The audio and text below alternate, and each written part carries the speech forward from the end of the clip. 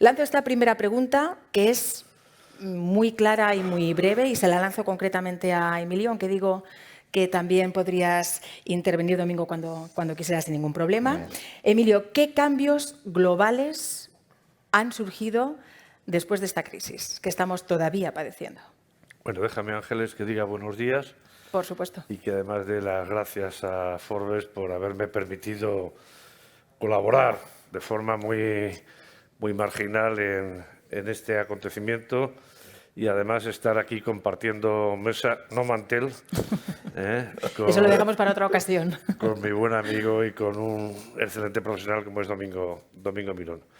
Ángeles, yo creo que esta crisis no ha traído ningún cambio absolutamente nuevo, pero sí ha acelerado tendencias ya existentes, ¿no? Y yo diría que son 3 o 4 las que tienen que instalarse en el frontispicio del ejercicio de anticipación que cualquier empresario, que cualquier agente económico vaya a hacer, ¿no? La primera aceleración es que el mundo está altamente endeudado.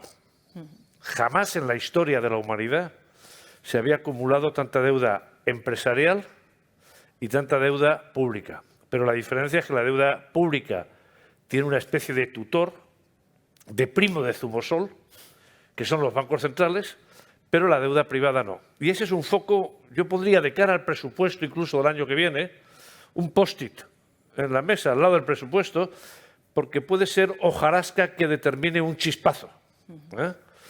El segundo elemento, la segunda aceleración, ha sido una globalización pautada, una globalización generadora de menor confianza que en el pasado.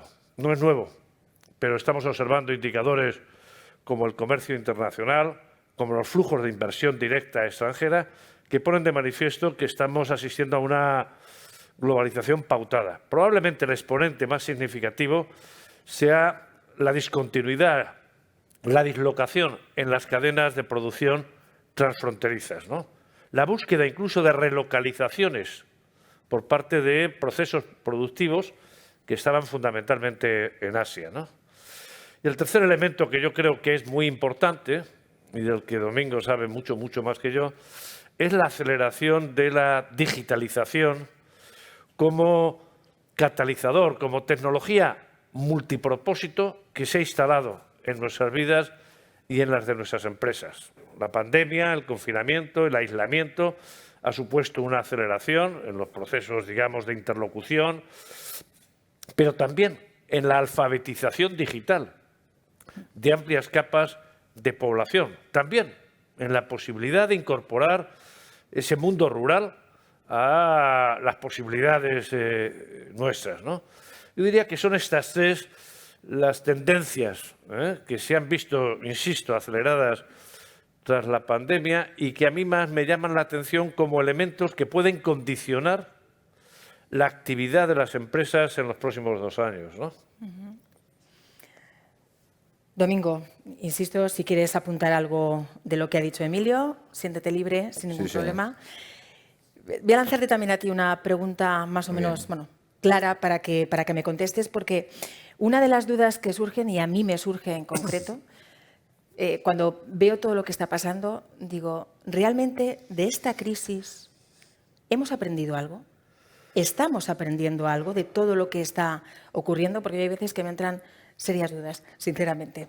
Porque es verdad que en algunos campos sí que, lo decía al comienzo de este evento, han surgido oportunidades, ¿no? No todo está siendo malo, sino que están surgiendo algunas oportunidades para las empresas. Apuntaba también Emilio ahora, ¿no? Quizá la digitalización, como puede ser, por ejemplo, la digitalización, la colaboración, ¿no? Algunos cambios positivos. Cuéntame, ¿qué opinas? Bueno, déjame primero que a mi amigo Emilio le diga buenos días, encantado de estar aquí contigo, que seguro que tendremos una buena charla y compartiremos y debatiremos ideas. Me ha gustado, Ángeles, que lo plantearas como estamos aprendiendo.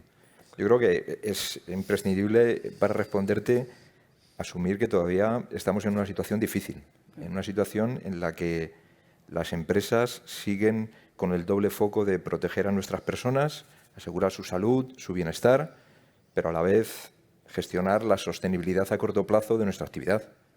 y poder seguir sirviendo a nuestros clientes. Por lo tanto, seguimos aprendiendo, ¿no? Y seguimos aprendiendo en un entorno de volatilidad y de incertidumbre. Por lo tanto, seguimos con la presión, aquellos que tenemos la responsabilidad de gestionar una compañía con muchos empleados, seguimos con la presión de tener que resolver la sostenibilidad a corto plazo y pensar cuáles son los cambios a largo, estructurales y estratégicos que tenemos que acometer. Y esto todavía dura y es una situación que, en mi opinión, va a continuar durante unos meses y, por tanto, que nos pone bajo un escenario de trabajo y presión excepcional. Una vez dicho esto, Emilio tocaba el tema de cómo se ha acelerado la adopción del mundo digital, ¿no? Yo creo que coincido 100% con Emilio, no había nada nuevo, o no ha habido nada nuevo durante los peores momentos del impacto de la pandemia. Lo que ha ocurrido es dos efectos. Uno, el multiplicador de uso. Hemos tenido reuniones virtuales más que nunca. Ya las teníamos, Emilio, nosotros las hemos tenido, pero las hemos intensificado más que nunca. Hemos teletrabajado, que ya lo hacíamos modestamente, pero ahora lo hacemos en unos porcentajes altísimos, muy por encima del 90% de nuestras personas. Incluso hemos viajado virtualmente. Ahora que no podíamos, pues nos hemos aficionado y hay estadísticas que dicen que estamos mirando mucho más a todos aquellos reportajes que existen en las televisiones y en los medios en general sobre lugares exóticos, ¿no? O sea, yo creo que todo eso ya lo hacíamos, pero ahora se ha acelerado tremendamente. Yo lo podría decir como que alguna barrera que todavía quedaba en la sociedad, pero sobre todo en las empresas respecto de la adopción de nuevas tecnologías para responder a la gran pregunta, que la gran pregunta es cuál es el papel de mi compañía en la economía digital, que a día de hoy tiene unas tasas de crecimiento mucho mayor que la que podríamos llamar tradicional, ¿no? Yo creo que la caída de esas barreras es una de las grandes lecciones aprendidas. Yo creo que esas barreras no van a volver más. Yo creo que como esto de la nube y cloud, ¿no? que ya todos empezamos a entender lo que es. Bueno, yo por mi profesión tengo que hacerlo, ¿no? Pero en general la sociedad ha entendido de qué va esto, ¿no? Aquellos que tenían alguna duda, viendo cómo nos ha ayudado a resolver y a escalar los problemas del teletrabajo, de ejecutar videoconferencias a escala y multiplicando por 100 la actividad en las grandes compañías y en las instituciones públicas. Yo creo que ese nivel de adopción, yo creo que es una de las grandes lecciones aprendidas. Era una barrera artificial la que teníamos. Nosotros hemos hecho una encuesta entre directivos y el 70% de ellos dice que cloud, como concepto no tecnológico, sino de ayuda a la transformación de las compañías, les da una mayor seguridad versus el futuro. Enfrentar el futuro de la economía digital con muchas más garantías, ¿no? Yo creo que esa barrera es una de las grandes lecciones aprendidas. La otra es que tenemos que vivir con la paradoja y a mí me ha encantado ver cómo a la vez que nos confinábamos, nos limitábamos la vida en lo profesional y en lo personal, a veces nos sentíamos aislados y bloqueados, ha surgido una aceleración de la innovación, de la creatividad, de resolver problemas del corto plazo de una manera que no nos podíamos imaginar, que yo creo que es envidiable. Y es la paradoja de sentirte aislado, pero a la vez con una capacidad para innovar y crear mucho más alta que antes. Yo creo que una de las grandes lecciones es se han caído barreras y estamos en un paradigma de actividad social y de trabajo que es muy distinto y que yo creo que se va a quedar. Emilio comentaba antes, ¿no?, de los tres grandes factores de impacto en la economía global y escuchábamos al presidente hablar de reinventar España, ¿no? Yo creo que la reinvención de la economía va en la línea que decía Emilio, responder bien a esos tres retos, a esos tres grandes factores. Y, en mi opinión, empiezo a leer ahora temas, Emilio, sobre el capitalismo de los grupos de interés, ¿no? Es un titular muy bonito. A mí me gusta más quizá una sociedad de éxito compartido, ¿no? Es otra manera, otro ángulo de interpretarlo, ¿no? Y cuánto de importante es, en esa idea de éxito compartido, responder a los retos globales con mucha mayor colaboración público-privada, cosa que yo creo que tenemos un camino de mejora, que lo veo en positivo, y que yo creo que se va a acelerar, que es otro de los grandes cambios, y la preocupación que tienen todas las administraciones públicas, las entidades públicas, pero también la empresa cada vez más, porque el impacto que generas positivo en la economía sea extensivo a todos los actores, o sea, a tus empleados, a tus socios. Cada vez el ecosistema que necesitamos para que nuestras compañías funcionen es más grande y más complejo, ¿no? Yo creo que esos son factores que hemos aprendido en esta crisis, ¿no? Que no solo vale el resultado de la compañía, sino el impacto que generamos en todo un ecosistema de personas y entidades que están a nuestro alrededor, ¿no? Yo creo que el tema del propósito, o sea, responder a los retos con propósito es otra de las lecciones aprendidas. Yo creo que el propósito debe ser las lentes, ¿no? Las gafas con las que uno mira y hace escrutinio de la estrategia, de los planes, de las prioridades de la compañía, ¿no? Hemos hecho un estudio muy reciente que llamamos Care to Do Better, tener cuidado con hacerlo mejor, o sea, con que el cómo, la manera en la que hacemos negocios en las compañías es relevante.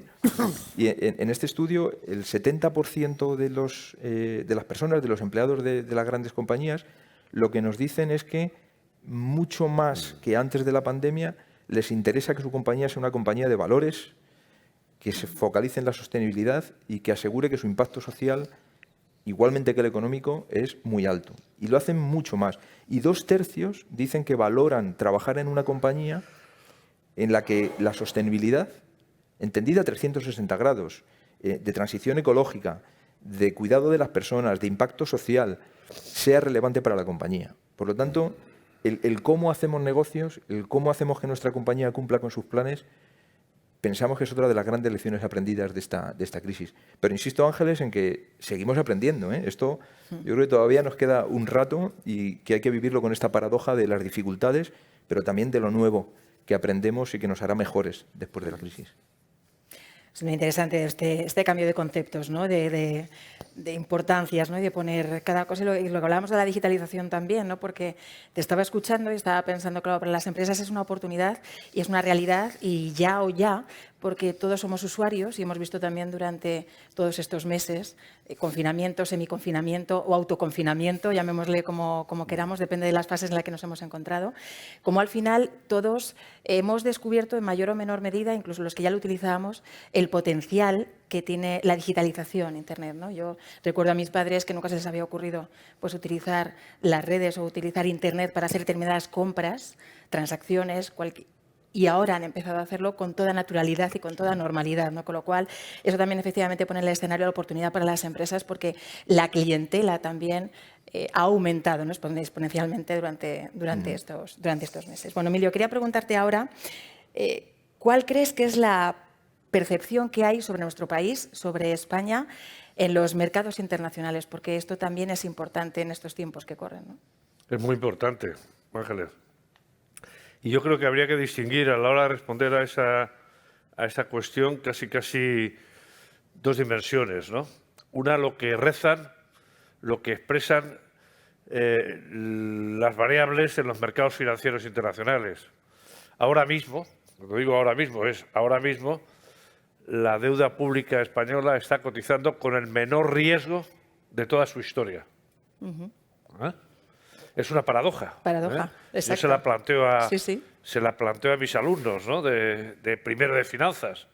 ¿Cómo es posible que habiendo aumentado el stock de deuda pública, al ritmo que lo estamos aumentando, igual que todos los países, cómo es posible que aumentando el déficit público, sin embargo, el Reino de España, el Tesoro del Reino de España, esté pagando el menor tipo de interés por endeudarse de su historia? Curioso.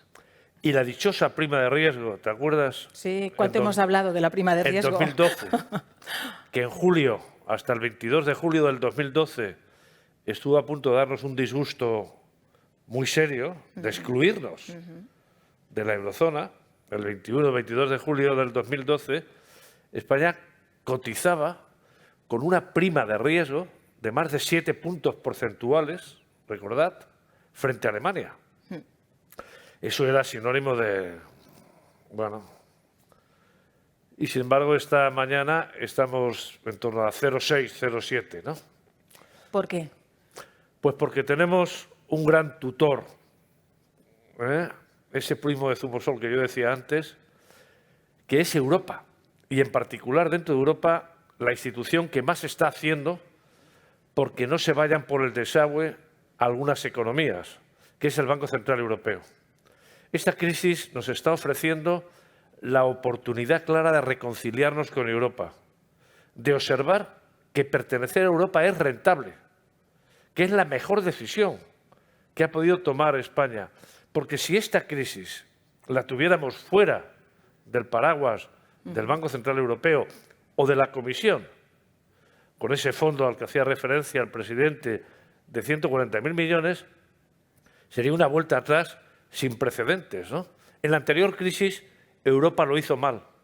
El Banco Central Europeo no reaccionó hasta ese 23 de julio del 2012, ¿no? Cuando dijo aquello de whatever it takes, haré todo lo que esté en mi mano por evitar la destrucción del euro. Pero lo dijo en 2012 y la crisis... Había pasado mucho tiempo. La crisis americana, recuerda, llegó a nuestro país en el verano del 2007, luego en el 2008, ¿no?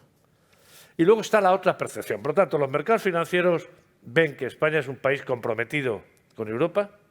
España tiene una ventaja, y es que en su Parlamento, incluso hoy, no hay ninguna fuerza política que de forma explícita en su programa esté en contra de la pertenencia al euro.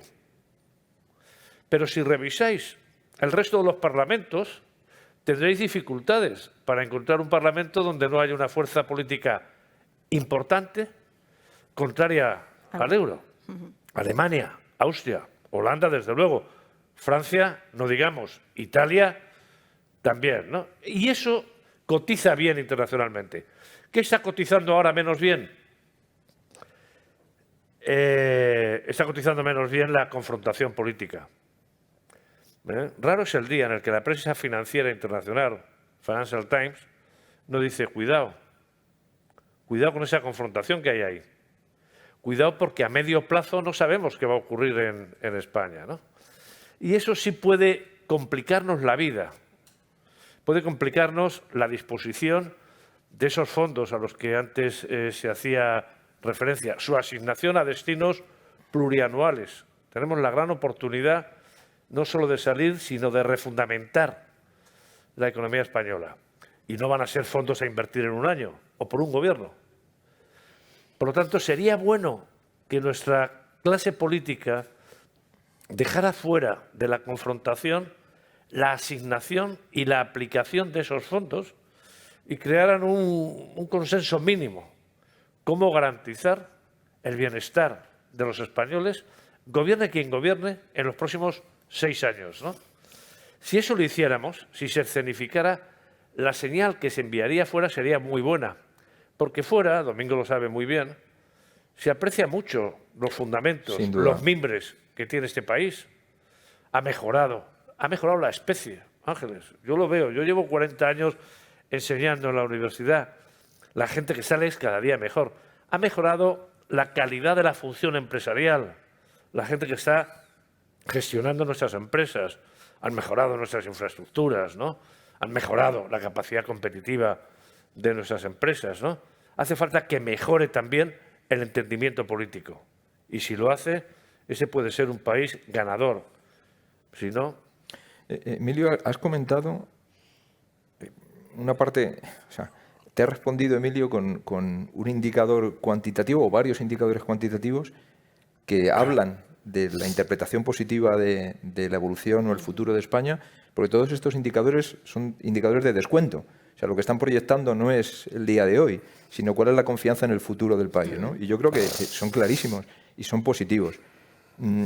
Yo creo que es una demostración de que hay factores cualitativos que fuera de España se valoran muy bien. Has hecho referencia a algunos, a mí me gustaría mencionar alguno más, y que nos deberían permitir a todos los que tenemos alguna responsabilidad en el país a sentirnos más confiados en que podemos salir de esta crisis, porque hay que decirlo con todas las palabras, reforzados.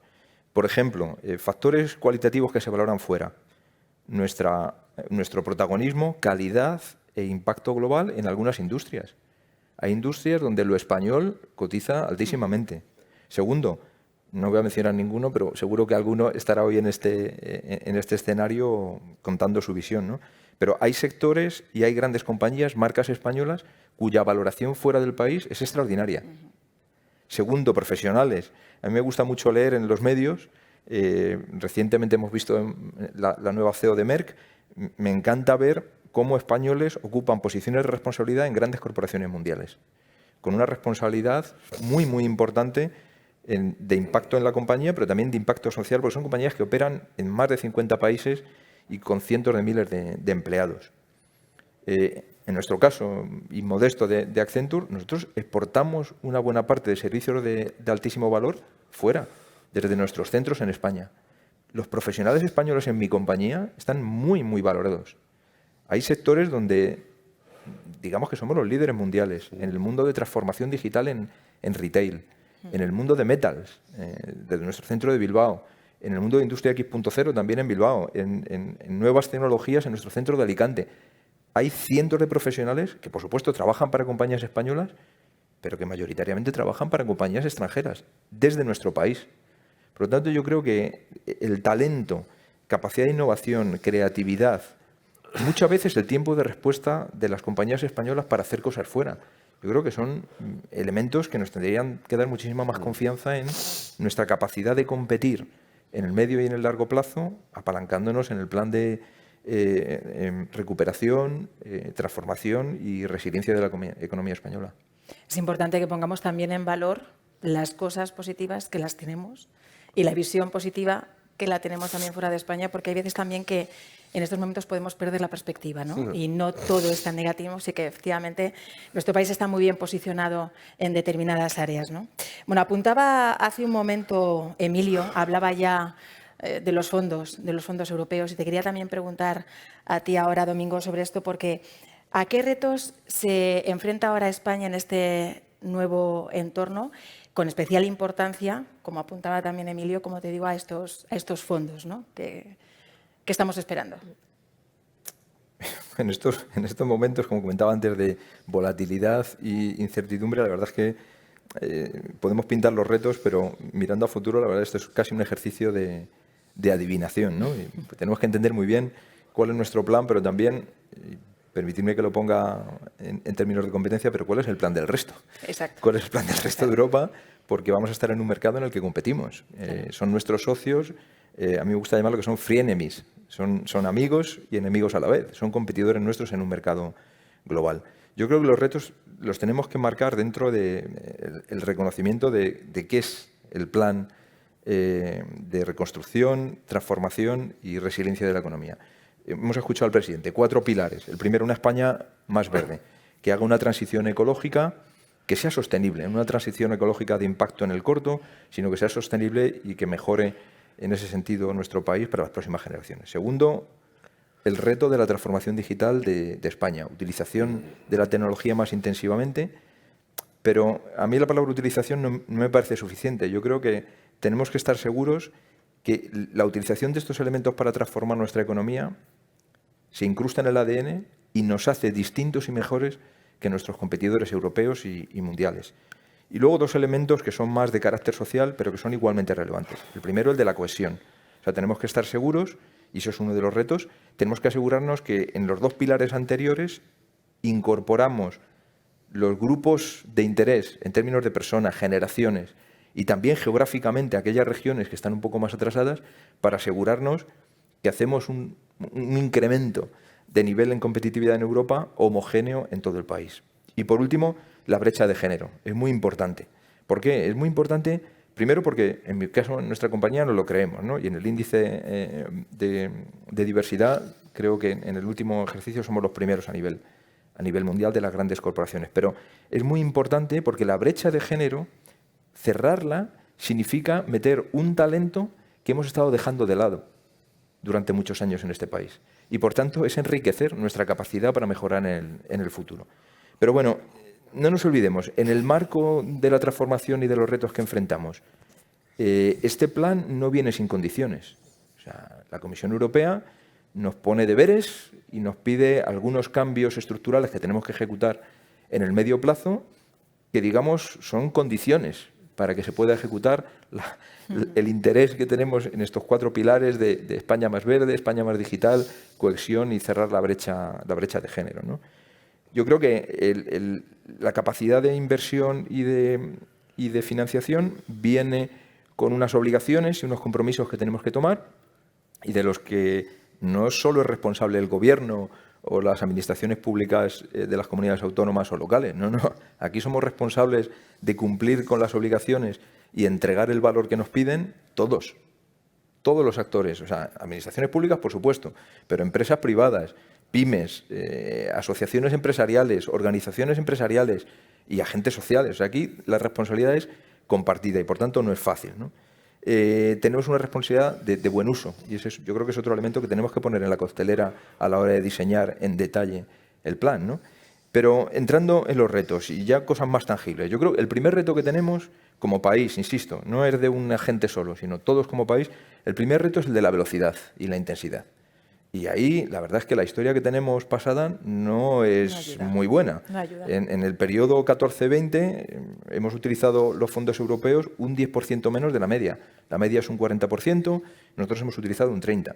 Por lo tanto, primer reto, velocidad e intensidad en el uso de aquellas herramientas que tenemos para cambiar el país. El segundo, la elección de los proyectos. El Gobierno ha presentado un resumen con 13 pilares, 30 programas, pero ahora viene el momento de los proyectos. Yo creo que tenemos que elegir proyectos que sean estructurales y de valor clarísimo, que no haya ninguna duda que si se ejecutan bien, el valor en términos de crecimiento del Producto Interior Bruto y del empleo es indudable, empleo de calidad. El tercer reto es que si vemos los 4 elementos de transformación, la España que queremos construir exige una colaboración público-privada mucho más intensa que la que hemos tenido hasta ahora y segundo, multisectorial. La aplicación de elementos en transformación tecnológica, que empezamos a conocer los nombres, 5G, cloud, ciberseguridad, analítica de datos, inteligencia artificial, ensamblar todas esas capacidades para cambiar nuestras industrias exige sin ninguna duda una colaboración que va en vertical administración pública-privada y en horizontal multisectorial a través de todos los sectores de la economía. Y esto exige un nivel de colaboración y de orquestación que yo creo que es extraordinario. Otro reto que tenemos, y quiero empezar con la fortaleza, es somos famosos y muy buenos en este país en grandes proyectos de transformación en infraestructuras. Lo hemos demostrado si miramos atrás los últimos 25 años. Pero no tenemos la misma hoja de servicio en términos de transformación digital y transición ecológica. Yo creo que ahí tenemos que aprender y tenemos el reto de escalar el talento para en ese nuevo área tener tanto éxito como en alguna de las industrias que hemos tenido éxito en el pasado.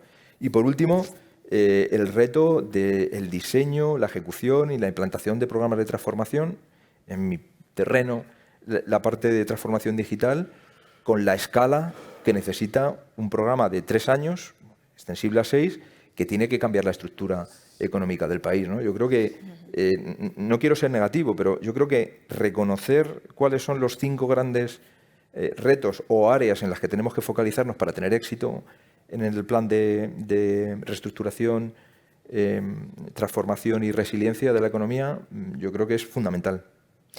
¿Estás de acuerdo con estos retos? No, ¿Con los que planteaba? Estoy muy de acuerdo. Yo creo que es la gran oportunidad que se le ofrece a nuestro país. Fijaos que en la economía española ha habido distintas crisis, ¿no? Con distintos orígenes, ¿no? Esta es la primera que tiene 2 rasgos singulares, en mi opinión, ¿no? Uno, que no está causada, que no está determinada por razones económicas. No se puede decir, hombre, son los excesos en los que incurrió la economía española en el pasado, son los desequilibrios financieros, son los déficits. No. Por ejemplo, el anterior, 2007-2008, aunque el origen era estadounidense, las dichosas hipotecas de alto riesgo, sin embargo, había países en Europa, entre ellos el nuestro, que tenían una disposición al contagio, ¿no? Nos habíamos endeudado las familias y las empresas hasta arriba, el mercado inmobiliario había crecido más que en ningún otro país del mundo, los bancos tenían posiciones de riesgo cuestionables. Por eso, cuando llegó el virus de las hipotecas subprime, en Irlanda, en España, pero ahora no. Ahora no hay una determinación económica, ¿no? Y nuestra crisis es más pronunciada que el promedio de las economías avanzadas porque tenemos una estructura productiva que se ve más afectada por la paralización, por la falta de movilidad, básicamente la importancia del turismo, porque tenemos un censo empresarial muy dominado por microempresas que tienen una capacidad defensiva relativamente reducida y porque no tenemos gran capacidad de maniobra ahora en las finanzas públicas para hacer, por ejemplo, para poner encima de la mesa los recursos públicos que ha puesto Alemania. Alemania ha dicho que vienen mal dadas y ha puesto 4 veces, más de 4 veces, los recursos públicos que ha puesto España para soportar a las empresas y soportar el mercado de trabajo. Por eso la solución, llegado a este punto, es Europa. Si no estuviera ahí Europa, con esa bendición absolutamente excepcional, que es la decisión que toman en julio pasado, es decir, por primera vez en la historia, en lugar de que se endeuden los gobiernos, que algunos no pueden más, por ejemplo el nuestro, por ejemplo el italiano, incluso el francés, vamos a endeudarnos aquí. La Comisión se va a endeudar. Va a captar en los mercados internacionales 750.000 millones de euros. Y los voy a poner a disposición para que hagáis esas 2 transiciones a las que antes nos referíamos. Para que recuperemos el tiempo perdido en digitalización, porque en los 12 últimos años Europa, conjugando la austeridad, se olvidó de esa carrera tecnológica y hoy en día es una guerra, es una hegemonía entre China y Estados Unidos. Y 2, hacer una transición energética, cumplir compromisos de sostenibilidad. Esto que ha hecho Europa es inusual, es históricamente relevante, porque marca el fundamento de un tesoro europeo. Van a emitir bonos, la propia Comisión, a tipos de interés prácticamente negativos. Y más de la mitad, casi el 60% de esos fondos, lo va a transferir a los países a fondo perdido. A España, lo insinuaba antes el presidente del Gobierno, 72.000 millones, que no son préstamos, Ángeles, que son dinero. Tenga. La única condición, como decía Domingo, utilícelos de forma inteligente. Y 2, no quiero broncas entre los gobiernos regionales y el gobierno... pónganse de acuerdo. No sean tan estúpidos de no ponerse de acuerdo en algo tan favorable como es cómo vamos a administrar 70 y tantos mil millones que nos dan para no solo salir de la crisis. Yo suelo decir, la oportunidad no es recuperar el PIB que hemos perdido este año, que será un 12 o un 13%. No, el reto no es volver a febrero. El reto es dar un salto adelante y entonces tener una dotación factorial mejor, tener un posicionamiento tecnológico mejor y un posicionamiento energético mejor. Y eso nos va a costar, tenemos que sacar la billetera. No, nos lo financia Europa. Bueno. Yo creo que has tocado, Emilio, un tema muy importante mirando a futuro, que es el de la singularidad de España.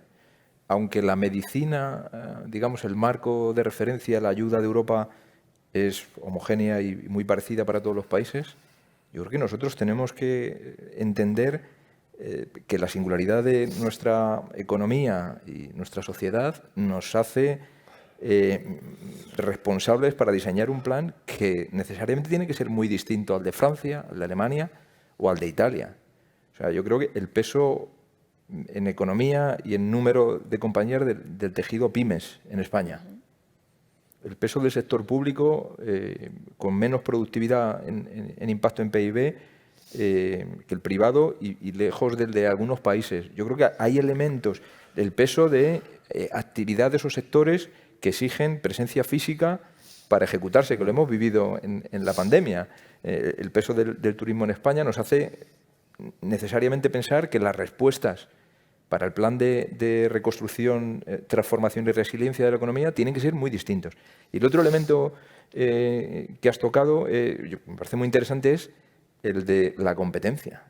es que competimos. El nivel de ambición que tenemos que tener en el diseño de la España del futuro no basta con el de sobrevivir y seguir acercándome a la media.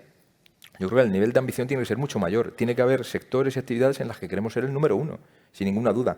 Y decirlo, porque cuando uno lo dice, toma el compromiso, ¿no? En lo que nos ocurre en nuestras empresas, ¿no? Cuando tú haces una declaración de objetivos, una estrategia, fijas las prioridades y te comprometes a un presupuesto, de alguna manera eso tracciona a toda la compañía. Yo creo que a nivel país es muy importante que nos fijemos en cuáles son aquellos aspectos en los que queremos ser el número uno en Europa y ejecutar nuestro plan de transformación acorde con ese objetivo aspiracional. Emilio, vuelvo contigo ahora porque me gustaría que me comentaras cuáles son tus recomendaciones para que sigamos proyectándonos como un país atractivo para atraer esa inversión extranjera que tanto necesitamos. Fíjate, esto que acabas de decir, atraer, ser atractivos, tener capacidad de seducción para la inversión extranjera es clave en nuestro país. Y ahora hay una oportunidad. España siempre ha sido, salvando épocas, pero prácticamente desde que asumimos el reto, bueno, desde la transición democrática, pero desde luego en las vísperas, en los años previos a la entrada en la Unión, mediados de los 80, la inversión extranjera dijo, bueno, este es un país prometedor. Y los flujos de inversión directa, yo distingo entre inversión financiera, inversión de cartera, y lo que es el colesterol bueno de los movimientos internacionales de capital, que son los flujos de inversión directa, que son aquellas multinacionales que invierten en España con idea de permanencia, ¿no? En algunos casos con pretensión de control, ya sea creando empresas nuevas o reforzando la posición en empresas ya existentes, ¿no? Ahora mismo estamos en una situación de debilidad, todos los países, porque ha habido una especie de vuelta a casa de las multinacionales. Las multinacionales no están intensificando su inversión en el exterior, pero en algunos países que consideran de cierto riesgo están tomando cautelas. En el nuestro están mirando. A ver qué pasa. A ver qué pasa. Y ese a ver qué pasa, Ángeles, sería muy importante a ver cómo estos tratan, gestionan la disposición de ese fondo de recuperación. Si nosotros consiguiéramos ese fondo de recuperación, hacerlo de forma ejemplar, con proyectos, como señalábamos antes, con una capacidad de tracción a toda la economía grande, con un acuerdo político suficiente, que no haya ruido entre comunidades autónomas y el Gobierno central, con una visión plurianual, porque ahí hay proyectos cuyo periodo de maduración no es pasado mañana, ¿no? Bueno, eso va a ser una señal a las empresas multinacionales. Cualquier empresa multinacional que vea que en esa economía, la española, que ahora, a pesar de la crisis, es una de las grandes economías del mundo, cuidado, ¿no? Nosotros somos la economía número 10, número 12 del mundo por su peso en báscula. Por otros indicadores somos más importantes. Una economía en el centro de Europa. Una economía cuya población no tiene dudas sobre su pertenencia a Europa, precisamente, ¿no? Sobre su apertura, ¿no? Bueno, depende de cómo asimilen esos 140.000 millones, yo meto más. Desde luego una multinacional como Accenture. Pero a mí me consta que otras multinacionales están esperando a ver cómo se gestiona. La inversión directa sería la segunda bendición, porque permitiría paliar las insuficiencias de la inversión doméstica, pero también hacer retracción al inversor doméstico español. Estoy pensando, por ejemplo, en la industria de componentes del automóvil, que, como sabes, en nuestro país se localizan 4 o 5 de las empresas de componentes más importantes del mundo. Del mundo. A pesar de que no hay ninguna empresa del sector del automóvil, de productos terminados, genuinamente española, además España es el 8º, el 9º exportador de vehículos del mundo. Bueno, si nosotros fuéramos capaces de uno de esos proyectos transversales a los que se refería antes Domingo, fuera la aceleración de la electrificación del vehículo, o la aplicación del hidrógeno verde a los automóviles. Bueno, esas compañías del sector que están sobrevolando y que están olfateando dónde se van a aplicar esos recursos, estarían aquí pasado mañana. Es clave. Has tocado un ejemplo, me gustaría compartir respecto a lo que decías de convencer en esa clave de decir, oye, si yo demuestro que soy el mejor haciendo algo, voy a traer la inversión. A mí siempre me viene a la cabeza el tema de 5G, el despliegue de 5G en Europa. Es una oportunidad espectacular la que tiene España, porque algunos países se pueden quedar en una aplicación de 5G que el mejor beneficio sea que los niños juegan con la consola de una manera todavía más realista, con muchos más amigos, etcétera. Pero realmente, si somos capaces de hacer que el despliegue de 5G en España nos permita tener la mejor telemedicina del mundo, nos permita tener la mejor fábrica conectada del mundo, nos permita tener el mejor servicio al ciudadano del mundo, en tiempo real y directamente sobre los datos disponibles en todas las administraciones públicas. Si encontramos los 10 efectos vertebradores del cambio a través de 5G, tendremos una posición en Europa y en el mundo envidiable que atraerá inversión. Depende de nosotros. O sea, depende de todos los actores empresariales y económicos en el país hacer que para cada una de esas oportunidades apliquemos la tecnología en elementos de nuestra economía que nos hagan diferenciales y mejores.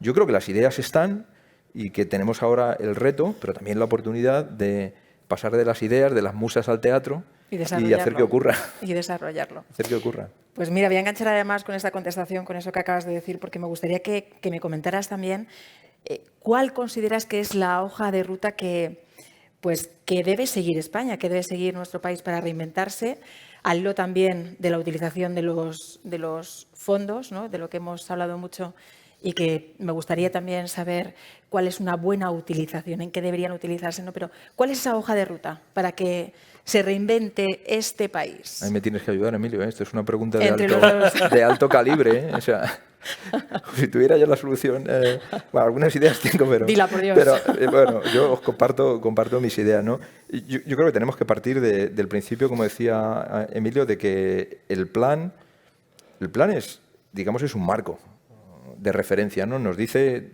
en qué aspectos, con qué cantidad, nos fija las reglas en términos de demanda de objetivo, nos dice, oye, el plan tenéis que ejecutarlo de manera que genere un impacto muy positivo en PIB y en empleo de calidad. Y yo creo que esos dos parámetros nos van a medir cómo utilizamos el plan, ¿no? También nos dicen que el plan exige una colaboración público-privada muy intensa, también que el sector privado tiene que ganar muchísimo en competitividad en la utilización del plan. O sea, nos da un marco de referencia. Pero en cuanto a la hoja de ruta, insisto, yo no tengo la solución, pero sí que algunas ideas que nos tienen que ayudar. Yo creo que tenemos que incorporar a la hoja de ruta como primer elemento que la decisión de los proyectos que se enmarquen dentro de los 30 programas y los 13 pilares en España, que sea en proyectos estructurantes. En proyectos que de verdad, cuando describamos en detalle qué queremos hacer con cada uno de ellos, veamos el impacto en estos dos indicadores que comentaba, PIB y empleo de calidad.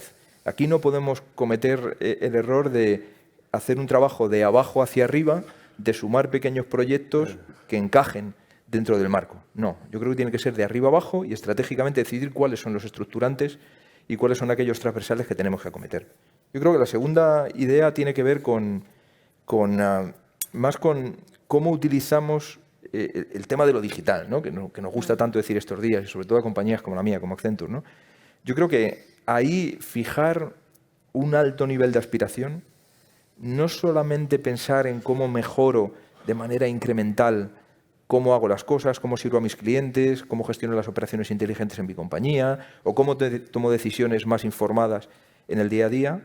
Yo creo que ahí tenemos el reto de fijarnos objetivos estructurales y, por tanto, un nivel de aspiración muy alto. Yo lo decía antes, decir, nosotros queremos ser el número uno como efecto de la transformación digital en estos sectores y en estas compañías. El tercer elemento que deberíamos incorporar a la hoja de ruta es cuáles son los elementos clave, los socios. Yo hablo de mi libro, ¿no? De lo que conozco más, que es transformación digital.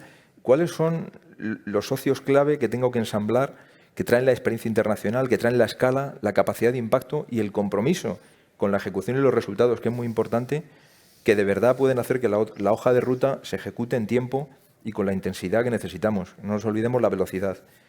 Yo creo que el otro elemento que tenemos que incorporar a la hoja de ruta es, insisto, colaboración público-privada. Yo creo que tenemos una oportunidad de que las administraciones públicas traten al ciudadano más como un cliente que como un ciudadano, y ahí todo lo que llegue de inspiración, pero también de capacidad de cambio por la empresa privada, creo que es fundamental. Hay ejemplos de colaboración como en Israel, Canadá o Finlandia, donde se retroalimentan, donde las administraciones públicas son generadores de una manera ágil y flexible de innovación y también de transformación en la compañía privada, y al revés. Las compañías privadas ayudan y retornan a las administraciones públicas incorporando todo aquello que han aprendido y que tienen como capacidades para servir mejor al cliente, que debe ser el ciudadano. Y por último, yo creo que es muy importante en la hoja de ruta que incorporemos la disciplina de medir, de cuantificar. ¿Y por qué? Primero porque nos va a ayudar a ir tomando las decisiones adecuadas, pero sobre todo porque en un programa plurianual, Emilio, habrá que hacer correcciones, habrá que interrumpir decisiones que hemos tomado y tomar otras. El mundo es rápido, volátil y la incertidumbre es alta. Y como en los dos elementos fundamentales, que es el de transición ecológica, una España más verde, y transformación digital, la tecnología va a cambiar a una velocidad muy rápida, en 6 años tenemos que estar preparados para, a través de la medición y con una metodología muy estricta, ser capaz de ir cambiando las decisiones que tomamos en un principio y corrigiendo allí donde nos desviemos del objetivo de crear riqueza a través de incremento de PIB y empleo de calidad, ¿no? Yo creo que al menos estos elementos yo los incorporaría a la ecuación de la hoja de ruta. ¿Estás de acuerdo, Emilio? Estoy muy de acuerdo con Domingo. Quizá hacer hincapié en 2 aspectos que no hemos comentado suficientemente, ¿no? Uno, en la evaluación de políticas públicas, ¿no? Estos van a ser decisiones públicas, en la necesidad de reforzar la cultura de evaluación, ex ante y a posteriori. Vamos a invertir en este gran proyecto tractor, vamos a hacer como hacemos en las empresas, vamos a calcular, vamos a tratar de estimar cuál es su valor a medio plazo, cuál es su tasa de rentabilidad, no solo económica, social, etcétera, etcétera, ¿no? Cuáles son sus externalidades. Y el otro es, estas ayudas que nos va a dar Europa, sobre todo en los 72.000 millones, no llevan la condicionalidad tradicional. No van a traer hombres de negro, como trajeron a Grecia en la anterior crisis, ¿no? Ni hombres de gris marengo, ¿no? Como vinieron por aquí con aquel préstamo de los 100.000 millones de euros, ¿no? Pero sí nos piden, oye, ¿cómo vais a acompañar vosotros, en términos de reformas, ese propósito de modernización económica? Y entonces yo creo que no nos deben doler prendas para poner encima de la mesa un catálogo de reformas que coadyuven a ese propósito modernizador. Reformas en las administraciones públicas, reformas en los mercados, reformas en sectores que son esenciales, reformas en los trámites para crear empresas, reformas en la educación para adecuar lo que son las habilidades a las nuevas exigencias, etcétera. Yo creo que por primera vez también en la historia las reformas pueden ser parte de ese egoísmo a medio plazo nuestro, y lejos de que nos exijan algo, debería formar parte de ese consenso al que antes me refería, es decir, señores, aquí hay 5 o 6 reformas que tenemos que hacer. Tenemos que garantizar que hay un mercado interior en España, que independientemente de la conformación autonómica y diferencias regionales, etcétera, no hay ningún tipo de regulación diferencial entre las distintas comunidades autónomas, ¿no? Yo creo que si hiciéramos ese esfuerzo reformista, la señalización que antes comentábamos a la inversión extranjera sería completa, ¿no? Evaluación de políticas públicas. 2, agenda reformista, que bien podría ser la propia del semestre europeo, la que Europa nos ha dado. Ahí hay un catálogo de recomendaciones que la propia Comisión nos da en ese informe, en los 2 últimos años, el del 19 y el 20, puede ser una buena guía y decir, oiga, cumpla usted estas reformas, tomémoslo como agenda, no solamente de un año, de dos, los que esté un gobierno determinado, sino también como agenda plurianual, ¿no? Yo creo, Emilio, escuchándote, que hemos, quizá en la conversación, hemos puesto tantos elementos de deberes que tenemos que hacer que los que nos están viendo se podrían quedar con la sensación de, qué difícil, ¿no? Pero yo querría que, con tus últimas palabras, o sea, insistir en la idea de que con un propósito, o sea, tenemos todos los elementos de hardware, elementos fundamentales para hacerlo bien, ¿no? Pero yo creo que si conseguimos tener un propósito, que a mí el tema de propósito me apasiona, acabamos de cambiar el nuestro en Accenture y me parece que es muy aplicable a esta situación. Pero nuestro propósito es abrazando el cambio, en una palabra, y después entregando la promesa que la tecnología y el ingenio humano puedan dar a una sociedad, a una compañía. Yo creo que sí, con un buen propósito, teniendo en cuenta el talento, experiencia y ahora la ayuda en términos de capacidad de inversión y de financiación, que a lo mejor no teníamos en el pasado.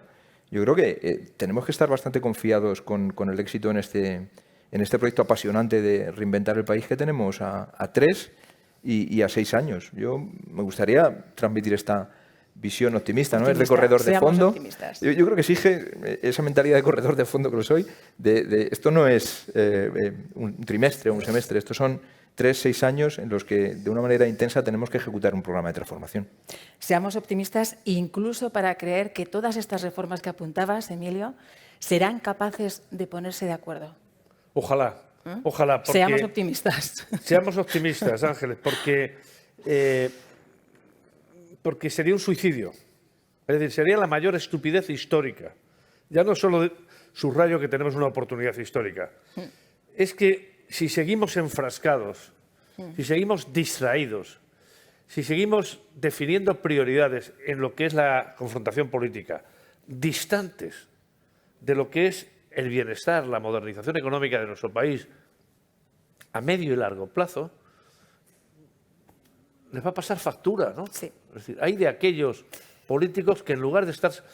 Por ejemplo, está habiendo avances, según leo en los medios, según os oigo, os veo, en el Pacto de Toledo. Está costando, etcétera. Pero bueno, es una iniciativa, somos capaces. Fuimos capaces de hacer los pactos de la Moncloa en un momento mucho más complicado. No es que los acuerdos vayan contra el ADN español, no. No, se pueden poner de acuerdo los del Atlético de Madrid, los del Real Madrid y eso es más difícil. Y los del Barcelona. Hombre, deberíamos ponernos de acuerdo con mayor facilidad. Sí. Para decir, vamos a garantizar que este es un país moderno y que no tira, no echa por la borda la oportunidad histórica, que es aprovechar un cañón de recursos financieros con solo 2 condiciones. Digitalícese usted y sea sostenible. Bueno. Interesantísima, de verdad, esta charla. Se nos ha pasado el tiempo hace ya un buen rato. Estaba aquí aguantando, pero creo que ya no puedo aguantar más porque tenemos muchísimas cosas todavía por delante, muchísima gente interesante a la que escuchar. Así es que, Emilio, Domingo, gracias de verdad por esta charla a la que hemos podido asistir todos nosotros. Gracias y os invito, si queréis, ya a que salgáis del escenario porque vamos a dar paso a nuestra Nos ponemos manos a la obra, siguiente ¿no, mesa redonda. Así que ahora podéis continuar con la conversación y el debate ahí detrás de las cámaras. Gracias.